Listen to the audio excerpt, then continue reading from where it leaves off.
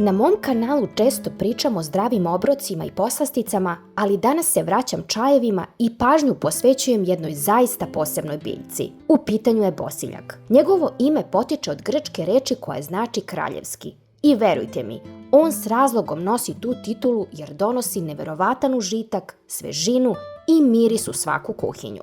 Bosiljak se u kulinarstvu najčešće koristi kao začin. Osim što jelima daje predivnu aromu, on pomaže varenju teške hrane i prirodno je štiti da se ne pokvari.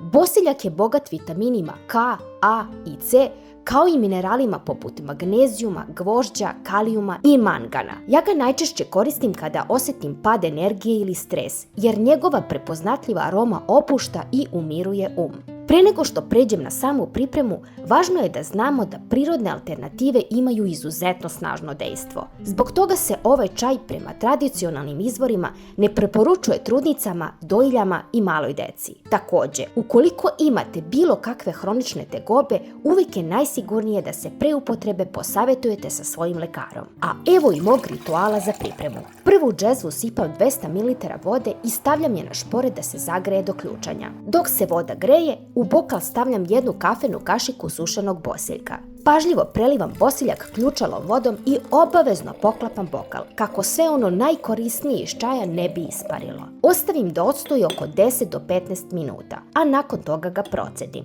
Ja najčešće pijem između obroka 2 do 3 puta dnevno kada želim trenutak za sebe. Ako volite slađi i osvežavajući ukus, u mlak čaj slobodno dodajte malo meda i iscedite limun. To je savršena kombinacija za uživanje. Nadam se da su vam ove informacije bile korisne i da ćete danas kuvati sebi jednu mirisnu šolju čaja. Čuvajte svoje telo i dušu. Ako vam se ovaj video dopao, obavezno ga lajkujte, zapratite kanal za još zdravih recepata i pišite mi u komentarima kako vi najčešće koristite bosiljak. Veliki pozdrav i vidimo se u narednom videu.